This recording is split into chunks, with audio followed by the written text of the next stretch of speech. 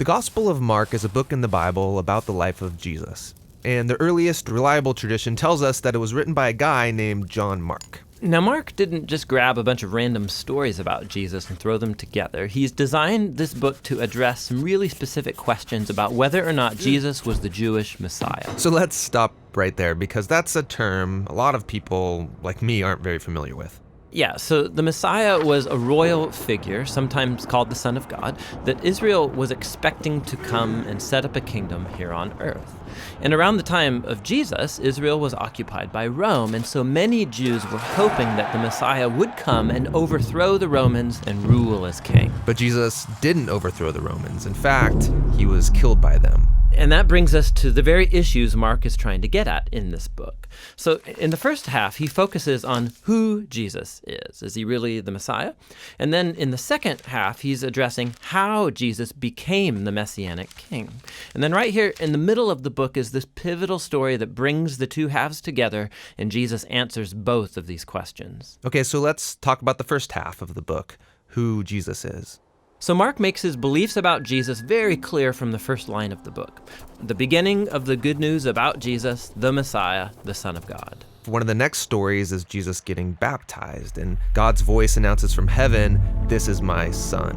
So it couldn't be more clear. It's presenting Jesus as the Messiah.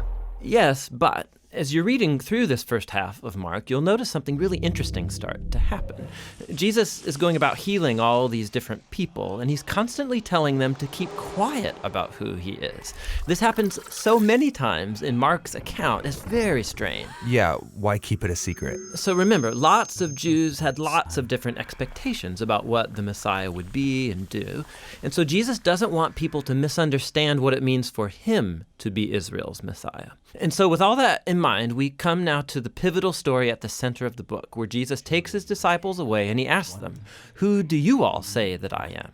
And Peter says what everyone's been saying, "You're the Messiah, the Son of God." But then something new happens, because Jesus starts explaining to them how he's going to become the Messianic king, and it is not what they expected. He says he's going to suffer and die and rule by becoming a servant, or in his words, the Son of Man did not come to be served, but to become a servant and to give his life as a ransom for many. Peter is startled by this, and he rebukes Jesus because there's no way he's going to let Jesus die.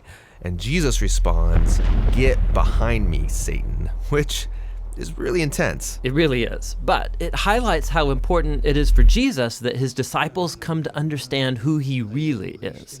And so here, now in this pivotal section, Jesus tries 3 different times to have this conversation with them, and every time they respond in confusion and even fear. Okay, so this launches us into the second half of the book, where Mark addresses the question of how Jesus becomes the Messianic king. It's the last week of Jesus' life. He goes to Jerusalem, gets in conflict with the religious leaders, and gets arrested. And he's put on trial as someone who's claiming to be the king of the Jews. He's even given a crown and a purple robe like a king would get, but it is all a cruel joke. Then he's mocked and beaten and hung up on a cross where he dies. And it's here in this crucial scene that we meet a new character, A Roman soldier who suddenly gets everything that's going on. He says, "Surely this is the Son of God." Which is crazy. It's an enemy who's first putting it all together, that Israel's messianic king is the crucified Jesus. That's the structure of the book of Mark. But the book doesn't end with Jesus dead on the cross. No. So on the third day, some women go to visit Jesus' tomb, only to find that it's empty.